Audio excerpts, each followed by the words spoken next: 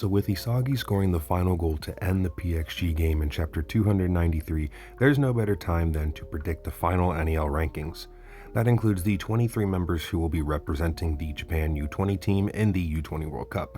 This video aims to try and realistically predict the final offer of every notable Blue Lock character and in the order in which they will be placed in. If anyone had forgot, here are the current NEL bid rankings, and for anyone wondering, all of the players highlighted in red, in my opinion, aren't important enough to warrant a bid prediction. Also, Kiora and Ikaguri will have bids, so don't think I forgot about them. If you like this type of content, please consider subscribing and following me on my TikTok, where I post short-form Blue Lock and Ichi the Witch content. So without further ado, let's get into the rankings. Starting with our honorable mentions, there are 3 players who just missed out on the top 23 and won't make it to the U20 Japan team. Starting at number 26, we have Igarashi Ikaguri, going from a salary of 0 million to 10 million. He did some very impressive things when he was first brought on, being able to stop Rin twice. However, that was mainly because Rin in his destroyer state at the time wasn't thinking logically and would just crash into people, something Ikaguri wants you to do. Even though he won't be on the U20 team, he'll still get a pro contract with this bid, so he won't need to work at the temple for his entire life. At number 25, I have Aoshi Tokimitsu, going from a bid of 23 million down to 17 million. I can't remember a single thing Tokimitsu did this match outside of getting bullied by smaller players and getting a yellow card for fouling Noel Noah. He played so bad, in fact, that I believe his bid is going to go down instead of up. At number 24, I have our last honorable mention, the player to just miss out on the top 23, Nijiro Nanase, moving from a bid of 16 million to 20 million. I thought Nanase had potential to make it early in the match when we found out that he was ambidextrous and the small backstory he had with Rin. But the further we got into the match, the more he disappeared and became irrelevant. I just don't see him getting a big offer without any outstanding plays. Now we can move to the top 23 players who will be making the U20 roster. At number 23, I have Jin Kiora, going from a bid of 0 million to 21 million. Despite being brought on in the final match day, Kiora was able to contribute in a couple different ways. The main one being the person to assist Kaiser and complete his awakening with the Kaiser Impact Magnus. That alone, I believe, is enough to put him over the other 3 who just missed out. It's also explained to us in Kiora's backstory that he is known as the Borderliner, staying on the borderline, not even the gods knowing what he's going to choose. It just seems like the perfect coincidence for him to be the borderline between making and not making the U20 team. At number 22, I have Zontetsu Suguri, going from a bid of 23 million to 25 million. It's hard to remember what he did throughout the game outside of pace abusing and blocking Kunigami once, which allowed Shido to get free but amounted to nothing in the end. Still, he really didn't hurt the team either, so a small increase seems warranted. At number 25, I have Raichi Jingo, going from a bid of 18 million to 27 million. Surprisingly, Raichi did a lot of little things throughout the match that warrant the 9 million yen increase, outdueling multiple characters, linking up and starting counterattacks with characters, and stopping the opponent multiple times. He's definitely a player who flew under the radar this match.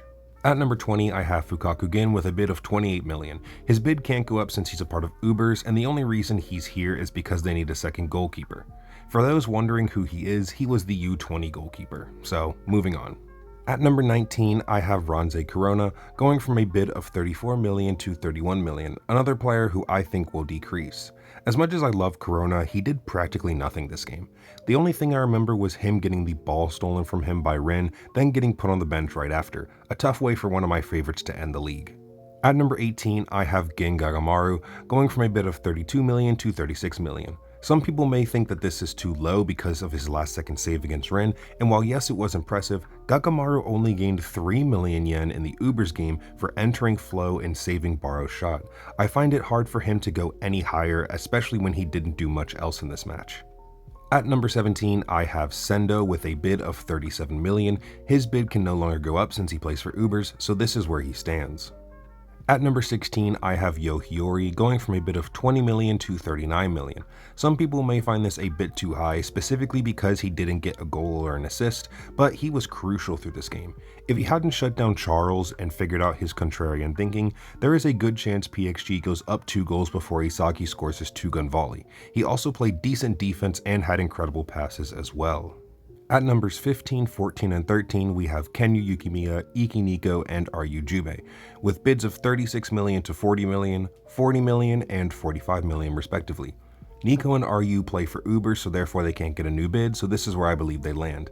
As for Yukimiya, he came on as a sub late in the PXG game and did do some small things like create offensive pressure for BM and unlock Predator Eye, but not much else, which is why I think a 4 million yen increase seems fair.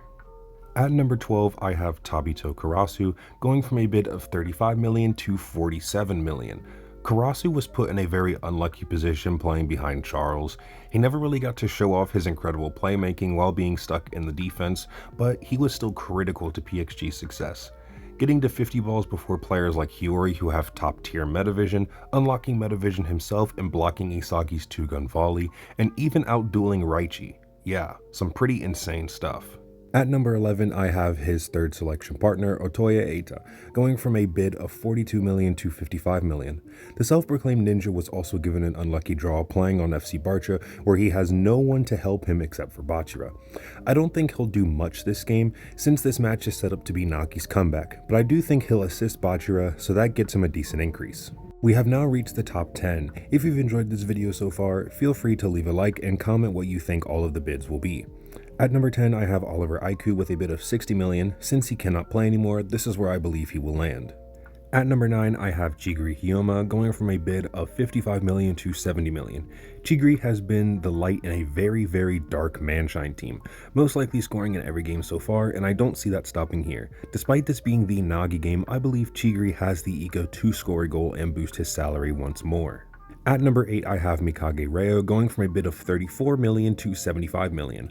With Barca vs Manshine being the Nagi comeback game, I also believe Reo is going to ball out. Following Nagi's lead to the end, this chameleon is going to get himself at least 2 assists and possibly a hat trick of assists if he decides to help Chigiri.